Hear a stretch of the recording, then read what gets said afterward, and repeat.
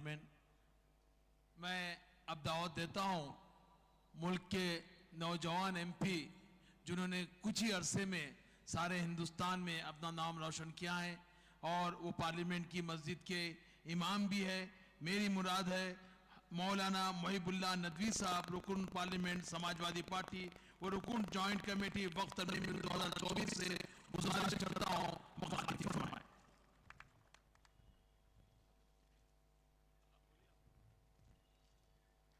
अस्सलामु अलैकुम वरहमतुल्लाहि वबरकातुहू। अल्हम्दुलिल्लाहि रब्बिल आलमीन वस्सलातु वस्सलामु अला सय्यिदिल अंबिया वल मुरसलीन मुहम्मदिन व आलिहि व सहबिहि व अज़वाजिहि व मन तबिअहुम व मन दआ बिदावतिन इला यौमिद्दीन। जनाब सदर all India Muslim personal law board हज़रत मौलाना खालिद सैफुल्लाह रहमानी साहब, जनाब सदर मोहतरम जनाब सआदतुल्लाह हुसैनी साहब अमीर जमात इस्लामी हिंद, मोहतरम जनाब संजय सिंह जी, मोहतरम जनाब अदीब साहब, मोहतरम जनाब के रहमान खान साहब, मोहतरम जनाब इमरान मसूद साहब, मोहतरम जनाब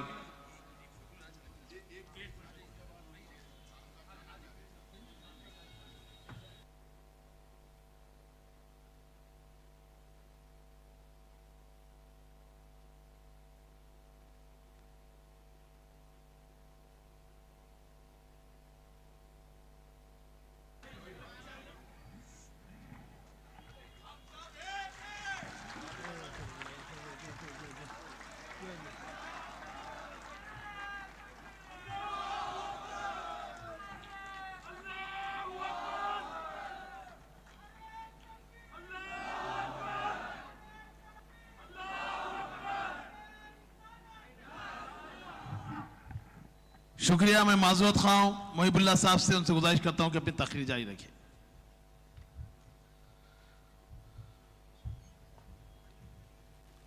मोहतरम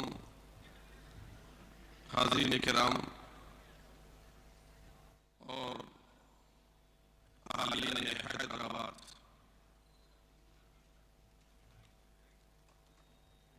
मैं बहुत ज़्यादा वक्त नहीं लूँगा इसलिए कि सब्जेक्ट पर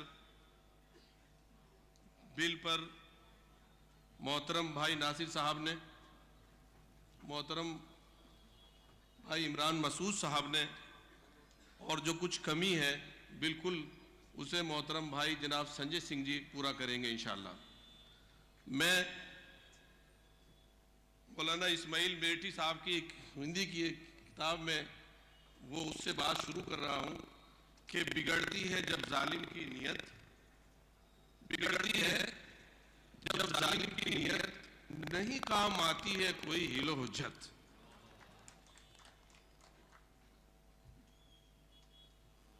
ये मेरा प्यारा वतन है। इस वतन की आबियारी में, इस वतन में जो सरसब्जी और शादाबी और तरक्की है, इसमें किसी एक कम्युनिटी का, किसी एक खानदान का, किसी एक रियासत का हिस्सा नहीं है, बल्कि हर हिंदुस्तानी जो यहां पैदा हुआ सबका बराबर हिस्सा है। 1857 की लड़ाई, बादशाह मुसलमान था, बहादुर शाह जफर था, मुल्क के तमाम राजा महाराजा हिंदू मुसलमान सब मिलकर उसकी सरपरस्ती में आजादी की लड़ाई लड़ रहे थे। सन 47 में मौलाना आजाद ने दिल्ली में खड़े होकर फरमाया था, अगर अंग्रेज आजादी मुझे इस शर्त पर देते हैं कि हिंदू अलग हैं मुसलमान अलग हैं, तो मैं ऐसी आजादी को ठोकर मार दूंगा।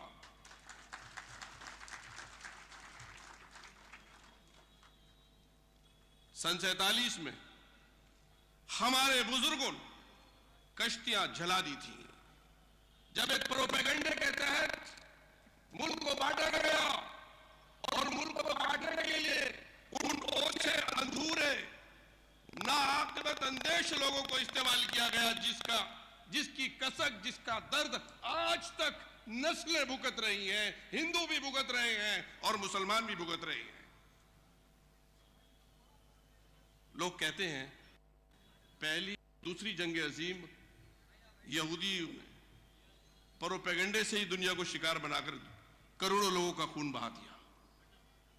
कुछ लोगों की स्टडी यही है कि प्रोपेगेंडे के जरिए से हुकूमतों पर तब्दील की जाएं, अवाम को गुमराह किया जाता रहे। आज मैं हैदराबाद से कोई ज्यादा खुश नहीं हूं यहां आकर के, मुझे 2 दिन हो गए, कल तो मैं पूना था। अगर हैदराबाद रुख मोड़ता है, इसकी परवाह नहीं है, 125 करोड़ लोग यहां पर जो दिल से इस्लाम को सच्चा जानते हैं वो कुर्बान होने के लिए तैयार हैं, वो सच के साथ खड़े हैं। मुफ्ती आजम बैठे हुए हैं, संजय सिंह जी हमारी सदर जो है मुस्लिम पर्सनल लॉ बोर्ड के मुफ्ती आजम भी हैं।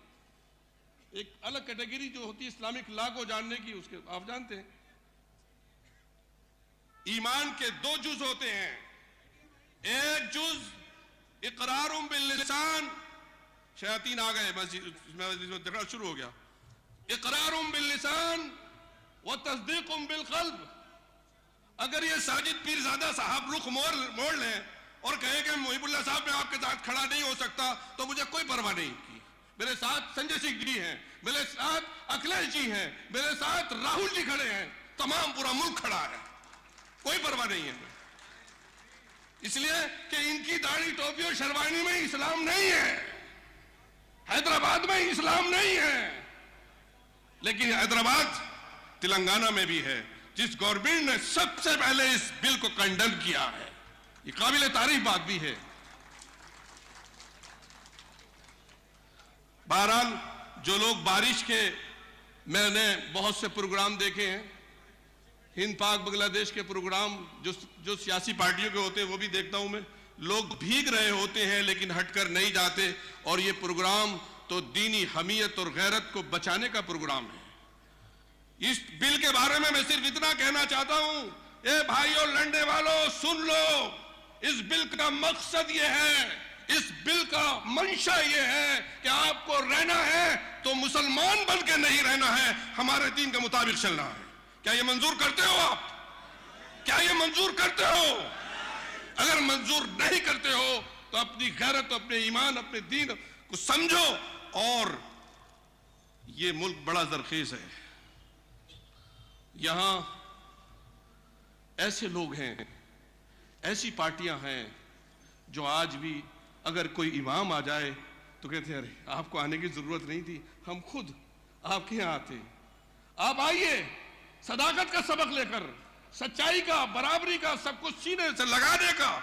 जिस मुल्क में ऐसी मुबारक ऐसे लोग हों, उस मुल्क से मायूसी कुफ्र है, उसका मुस्तकबिल रोशन है।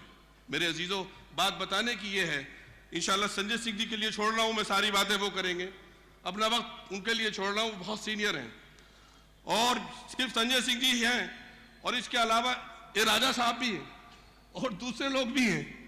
वहां जाकर ये एहसास हुआ, मैं तो इस लाइन में इमामत तो करता था इन्हीं हजरात की, पॉलिटिशियन लोगों की, लेकिन वहां जाकर पता चला कि इकरारुम बिल लिसान एक अलग चीज है और तस्दीकुम बिल क़ल्ब भी एक अलग चीज है। जब तो मेरे आका ने फरमाया था कि आज फला होते तो मैं 70 के 70 को यूं ही छोड़ देता सिफारिश पर। ये उस मुबारक कैटेगरी के लोग हैं जिनका इकराम मेरे नबी ने फरमाया है, जिनकी इज्जत और एहतराम मेरे नबी ने की है, इनकी शराफत, इनकी मोहब्बत, इनका अखलाक, इनका हक के इंसाफ के साथ खड़ा होना। मेरे अजीजों, बस मैं 3 चीजें बात करता हूं, बहुत छोटी चीजें हैं, आप सब लोगों के घरों में होती हैं। ये पढ़ना और पढ़ाने का एक वो है। बहुत से लोग जो स्टेज पर, सब लोग सीनियर हैं, 3 चीजों से झगड़े होते हैं। जर, पहले क्या हुआ था? नोटबंदी। दूसरा झगड़ा किससे होता है? जन। फिर क्या हुआ था? तलाक। झगड़ेंगे ये। फिर तीसरी चीज क्या है? जमीन। अब इसमें झगड़ेंगे ये। एक खोपड़ी, एक सर मुसलमान का और एक सर हिंदू का, और हम राज करेंगे। अपने नौजवानों को, अपने मुल्क के जो रातों दिन बच्चे और बच्चियां पढ़ रहे हैं, वो आखिर क्या सोचते होंगे कि ये सियासी कायदीन, ये अकल के मारे, ये अपने नौजवानों को क्या पैगाम दे रहे हैं? जिस मुल्क की शान के झंडे अमेरिका और यूरोप में गड़ते हो, वहां के काबिल बच्चे मेहनत से नाम मुल्क का रोशन कर रहे हो, उस मुल्क के नौजवान स्टूडेंट को डिमोरलाइज करने के लिए ये हुकूमतें काम कर रही हैं। जैसे कि रहमान साहब फरमा रहे थे, जब हुकूमत ही जलालत पर आ जाए, जहालत पर उतर आए, तो फिर गयूरों को खड़ा होना चाहिए, गैरतमंदों को आगे आना चाहिए। और बुज़दिलों की जरूरत ना कभी थी, ना है, ना रहेगी।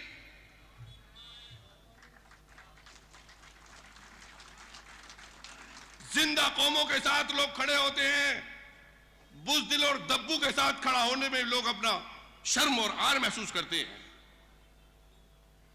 और अल्फाज से ज्यादा अमल की जरूरत है, अल्फाज से ज्यादा अमल की जरूरत है।